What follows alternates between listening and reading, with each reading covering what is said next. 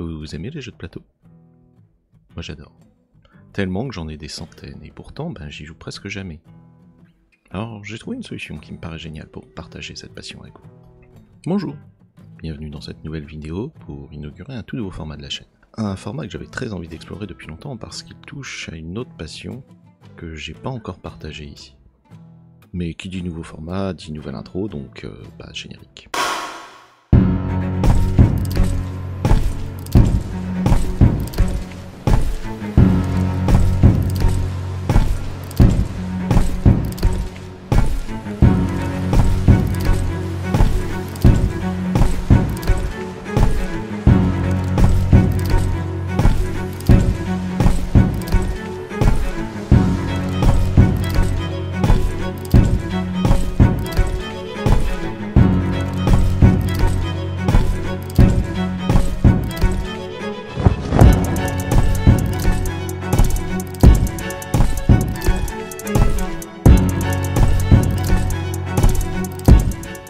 Comme certains d'entre vous peuvent le savoir ou ont pu le remarquer, j'ai d'autres passions dans la vie que les jeux vidéo et les cartes de waifu avec des gros nénés. J'aime aussi la musique, les animés ou le cinéma, mais je ne me sens pas très bon critique. Et de toute façon, il y a des gens qui savent critiquer tout ça bien mieux que moi, donc à un moment je vais pas marcher sur un plate-bande pour un résultat médiocre. Cependant, j'ai une autre passion, c'est les jeux de société, et plus précisément les jeux de plateau. Rien ne me fait plus plaisir que de faire une partie d'un jeu de plateau avec des proches. C'est à la fois stratégique, chaotique, coopératif, enfin bref, c'est du bonheur en boîte.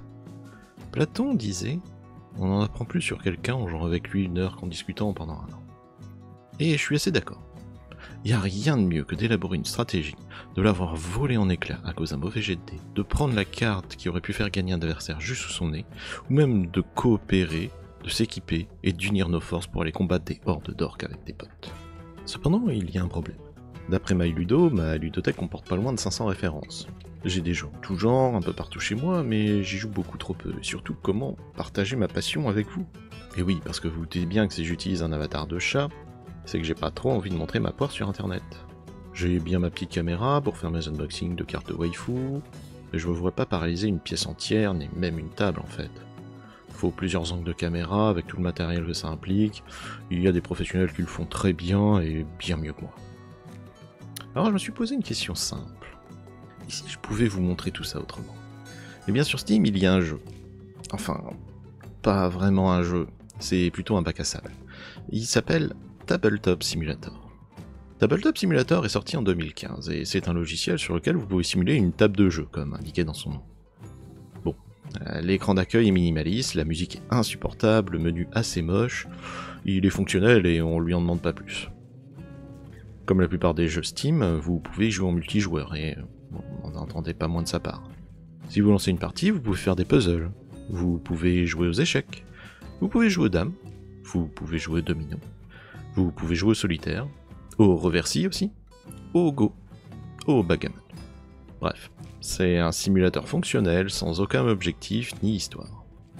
Ça me fait beaucoup penser au moteur Unity, quand vous le mettez en mode play. Vous pouvez visualiser vos assets, vous déplacer dans votre monde, bouger des choses, mais sans trop de but. Et vous avez remarqué cette partie avec les dés? Des dés à 4 faces, à 6, 8, 10, 12, 20 faces.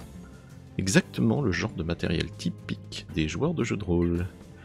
Et puis il y a aussi les figurines de RPG que vous avez peut-être déjà vues pendant les quelques sessions de jeux de rôle qu'on a pu faire. Mais là où Tabletop Simulator montre son vrai potentiel, c'est grâce à son workshop Steam. J'ai rarement vu un workshop aussi actif et alimenté régulièrement. Je ne vois aucun jeu que je connaisse qui ne soit pas dans Tabletop Simulator. Et quelques-uns que j'ai qui n'y sont pas, j'ai scanné le matériel et je les ai publiés. Il y a des jeux dans plusieurs langues, il y a des jeux qui sont parfois rares, voire même introuvables. Il y a même certains éditeurs qui commencent à proposer un prototype de leur projet sur Tabletop Simulator durant les campagnes participatives. Bon par contre, j'y joue seul. Je suis pas très sociable et je me vois pas lancer des parties à l'aveugle avec des inconnus total. Bon, je sais, c'est triste de jouer tout seul, mais bon, vous allez voir, on va bien se marrer malgré tout.